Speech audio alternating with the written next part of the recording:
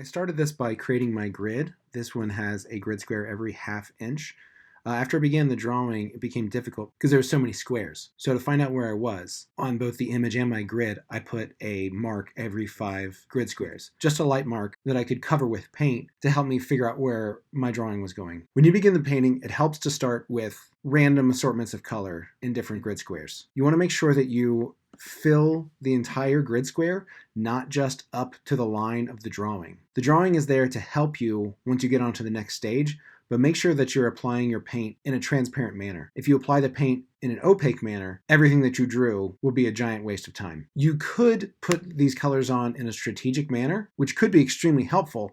However, the first time you do it, it's difficult to have a strategy. I find that students are more successful by placing colors randomly throughout the page. This gives you something to push and pull against as you create your optical color mixes. Remember to get variation, and notice that I'm not just putting down colors that are similar to the colors in those areas. Although it's not a bad idea to put down a very similar local color in the appropriate areas. By doing so, you may limit the colors that you create as you move on into the painting.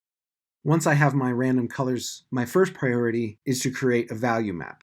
Essentially, I want to know which areas should be darker and which should be lighter. I will use the drawing for this, and I will also look at my source image. However, it is easy to become lost in the grid square. If you don't establish this value map early, you'll continue to get confused within the grid as you progress through the painting. There are different approaches that you could use. The main artists that I showed you were Chuck Close and Georges Seurat. The method that I'm using is a kind of combination between the two, but if I had to choose one, it would be closer to Seurat. One of the biggest issues students have with this project is simply starting. They don't know how to mix the colors. Consider a grid square as a combination of the colors within it. So if you know that red plus yellow equals orange, then within a grid square, red plus yellow plus white equals a lighter orange, and red plus yellow plus blue plus white would equal a light brown. This might sound simple, but you will see in practice it is not. The best way to approach this is simply to start and add color as you go. This is a process of continual correction and revision. You will not get it correct the first try. That is okay. Rather, I want you to work upon your mistakes. Sometimes you will make major corrections and cover up everything that you have in the grid square. This is okay.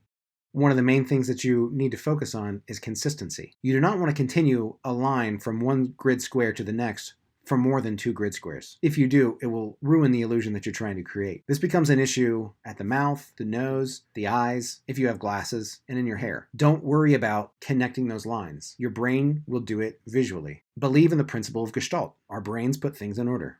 Notice that I am treating this as almost a pointillist piece. I'm trying to visualize what this piece looks like 2 steps ahead, instead of focusing what it looks like in the present. If your approach to creating optical color mixing is different from mine, that is great. You can approach each grid square in a way that mimics Chuck Close's approach, in a way that mimics Seurat's approach, or something else entirely. You could use hatch marks, you could use other shapes, like triangles, you could just use squiggles. One student tried to do everything just using a rectangle and a circle within it. He changed the color of the rectangle and the color and the width of the circle, and this worked awesome. However, it did take him quite a while to do. If this piece isn't exactly photorealistic, this is not a problem. However, at this point, it's still not quite realistic enough. I do not have enough value changes within the right cheek and separating the nose from the left cheek. This is okay, because I have a good basis to start on. My point in this demonstration is not to create an amazing piece, it's to show you how to approach it. This painting took me about 6 hours. I expect you will spend